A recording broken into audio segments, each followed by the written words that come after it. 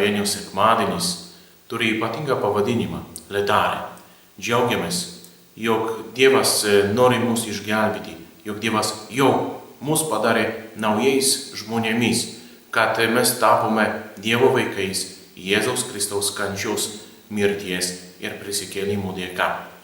Taigi per visą gavėnią mes esame skatinami, raginami atsiversti, pakeisti, pasikeisti, tapti geresniais.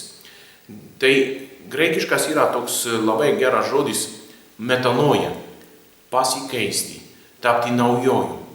Ir būtent Jėzus Kristus mus daro naujais žmonėmis, atperka visas mūsų nuodėmes, jis miršta ir kaip išperka duoda save piktajam, kuris laiko mus nelaisvėje.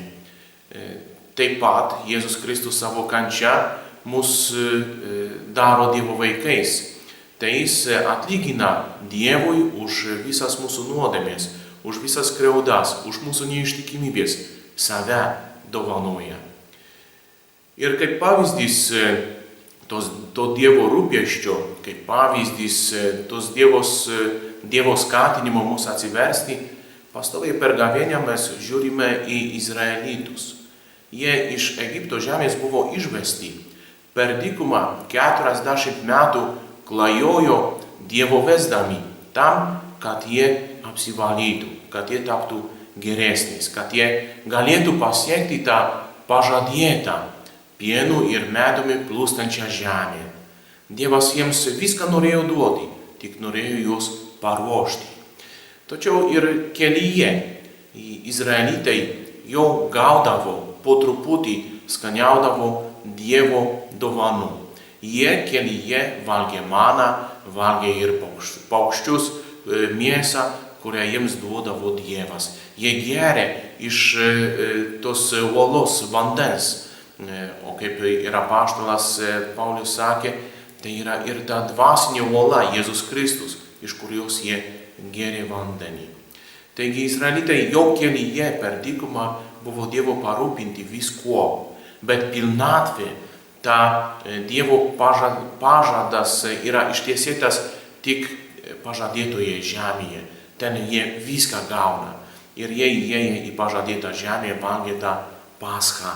Ta pati, kurią jau pirmą kartą valgė Egipte, kurią kasmet kartuoju, tai ir pažadėtoje žemėje valgė paschą ir valgė šios pažadėtos žemės vaisius.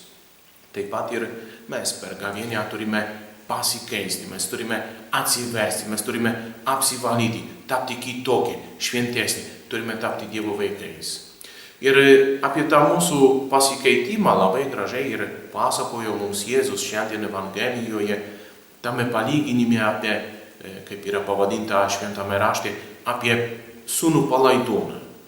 Tai jis iš tėvo pareikalavo jam atseit priklausančią dalį. Jis pareikalavo, jis norėjo ne tik tėvo turto, bet ir norėjo pasaulio malonumų. Ir todėl jis iškeliavo, vesdamas tais troškimais, kažkokiu tokiu užsidegimu, kažkokiu tokiu netvarkingu jausmu. Jis norėjo kažką pasiekti, tą, ką atseit tėvų namuose neturėjo. Tai ir jam reikėjo tada ir atsiversti, kai pamatė, kad šio pasaulio troškimais, malonumais neduoda tos laimės, neduoda to džiaugsmo, neduoda to tvirtumo. Todėl jis susimąstęs sugrįžta pas savo tėvą. Taip pat ir tame pačiame palyginime girdime apie tą vyresnįjį sūnų, kuris nors pasiliko su tėvu, neišėjo iš namų, bet jo širdyje irgi buvo tas troškimas pasaulio malonumų pajausti. Jis irgi norėjo to žemiškojo, tokio labai paprasto, labai tokio žmogiško, nekilnaus, net ir nuodėmingo malonumo. Jis norėjo to tokio paprasčiausio džiaugsmo, kuris nėra amžinas, kuris nėra tvirtas, kuris neduoda žmogui laimės. Ir tam vyresniajam sūnui irgi reikėjo atsivertimo. Ir tas patys palyginimas mums kalba apie gailestingąjį Dievą. Ir taip mes galime ir tą palyginimą pavadinti apie gailestingąjį tėvą. Tas tėvas ir vienam, ir jauniausiam, ir tam antram, vyriausiajam sūnui tą gailestingumą pastoviai rodo, tą savo dėmesį, tą savo meilę. Jis ir vienam, ir kitam iškart atleidžia ir laukia jų atsivertimo. Laukia tos akimirkos, kai ir jaunesnis sūnus sugrįž ir pamatė iš tolo, ir laukia to vyresniojo sūnaus atsivertimo. Todėl ir išeina iš namų su juo pasikalbėti, jam viskas aiškina. Tai ir mūsų gyvenime reikia to atsivertimo. Nesvarbu, ar mes esame pamiršę apie tikėjimą, apie bažnyčią, nesilankome bažnyčios, kažkaip įsižadėjome net ir savo darbais, savo sprendimais bažnyčios tikėjimo, Dievo įsakymų. Taip pat ir tie, kurie kažkaip ir lanko bažnyčią ir laiko save tikinčiaisiais, jiems irgi reikia, mums visiems reikia atsivertimo. Nesvarbu, kaip toli mes tą išorinę pusę mes nuo Dievo pabėgom. Mums reikia to širdies atsivertimo, pasikeitimo, metanojos.